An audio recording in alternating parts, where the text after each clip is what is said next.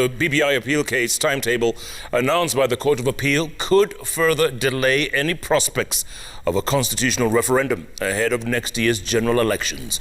A 7-judge bench may require at least 1 month after concluding hearings early next month to make a determination and announce its judgment, with a possible appeal at the Supreme Court likely to complicate matters even further. This, as a court with just 13 judges struggles with whom to deploy to the public interest case at a time a backlog continues to strangle the appeals court.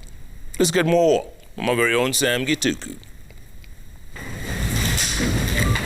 It took trade-off between parties and the court to settle on a roadmap that expedites consideration and determination of the appeals against the High Court judgment. With the applications out of the way, the Court of Appeal could begin hearing the appeal proper nearly 50 days since the High Court gave its verdict. While the hearing will last just 4 days, it may take at least a month for the 7 judges to peruse through 9,000 pages of documentation, collate all the oral submissions before them, and consult their own research before arriving at an agreeable position and write a reasoned judgment.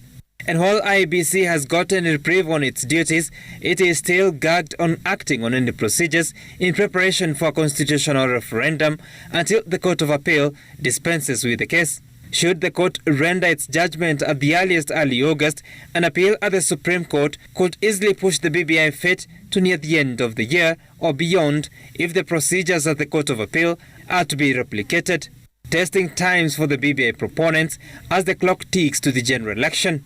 Then there are questions the judiciary would have asked. If BBI were to be stopped, who carries the burden of choice? On whose shoulders will ethnic majoritarianism rest? And who will carry the burden of losing 30% of our national budget every 5 years due to the toxic politics that BBI sought to resolve? And as parties await their day in court, the task ahead for Court of Appeal President Justice Daniel Musinga is immense. For a court that had a caseload of more than 7,000 as of March 2020, and more cases having piled up now, he has the wondrous task of moving 7 judges from other matters to prioritize the BBI case.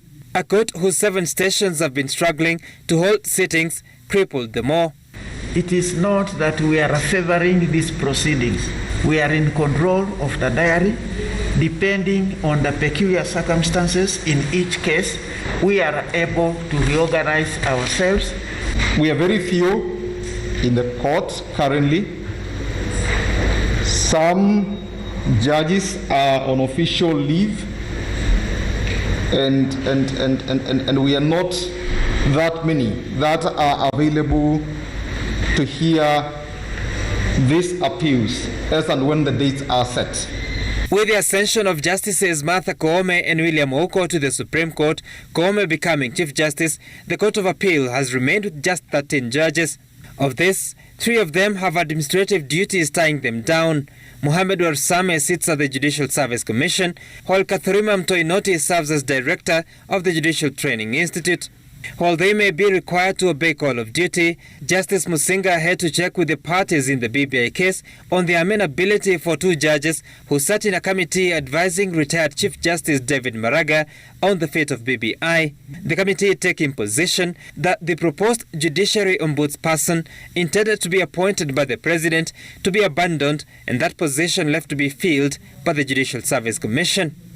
If any party is uncomfortable with the participation of the 2 judges in these proceedings for the aforesaid reason, may so indicate at this early stage. On behalf of the Building Bridges Initiative Secretariat and the Honorable Raila Amolo Odinga, we have no objections. Justice Musinga is expected to constitute the 7-judge bench in the coming days ahead of the start of the hearings as they get down to familiarize themselves with the case.